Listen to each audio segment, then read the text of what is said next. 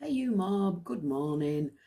Katherine Black reacts, and today we are reacting to the recent series of Squid Games. I love Squid Games. This year was a corker. Are we on season 3? I think we're on season 3. It's not the acting one, the drama. It's the real games. Nobody dies, not literally. High tension, high paranoia, high drama, high stress, and the challenges are excellent. I'm not so much into the stamina and skill challenges, but I love the psychological ones. So, as with all of my reacts, spoiler, spoiler, spoiler, spoiler. If you're going to watch it, please don't look any further because I will be giving spoilers. So international, we've got people from all over the world. Just under £4.5 million prize, $4.5 million prize pot. It increases with every person that's killed off. It was brilliant. As always, we pit father against daughter, brother against brother, and ultimately, when strong bonds form, friend against friend. So, two things. As contestants, when you go on Squid Games or Traitors or any of these things, I've got my itchy nose. I always get an itchy nose when I do that. I don't know why. As always, there's two things that you shouldn't do. Never ever tell if you are related to another contestant, because believe me, you will be targeted. They'll have you out. Excuse me, sorry, itchy nose. They will not allow a double chance at winning that prize money. If you are father and daughter, mother and son, brother and brother, sister and brother, whatever, they will have you out, both of you. So do not admit to familial relationships, and never go on the same team, because you will find that if you're on the same team, you will be pitted against each other. So when it says pair up, you pair up with somebody else. You do not pair up with your relative. 2 tips when you go on Squid Games. I'll be watching out for you. Tell me when you're on, and I'll give you a wave through the television. This year was great. The psychology, brilliant. Instantly, they started with an X and an O, split into 2 groups, 2 equal groups. And instantly, one group was killed, one group was kept. The 2 team leaders were the brothers, the twins. I mean, they couldn't really not say they were related because they were identical twins. So we had an identical twin leading each group. One group were steady, kept the other group. So that instantly cut down the contestants by 50% and filled the pot up by 50%. So in the room where they killed off, they had to count to 4 minutes and so many seconds, and they were both surprisingly close, very close.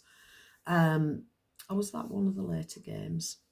They had to do something similar to that anyway. So the brother that lost, they were all killed off around them. They have these things that explode in the chest, simulate blood, and they all fall to the floor and pretend to be dead. So the brother's left standing, he's looking at his chest, waiting for it to go, and it doesn't go. And he's given the challenge. He can go back into his brother's team, join his brother's team, and he has the chance to live. But they have to kill off 3 random contestants from that team. They've been together about an hour and a half by this point, so they don't know anybody. They decide to go on, and it's quite clever. They decide to go on who needs the money. So they start casually asking around, what would you do with the money if you won? And the guy whose son needed a like, no, a woman whose son needed a life-saving operation and care for the rest of his life. She was spared, and, you know, a few others.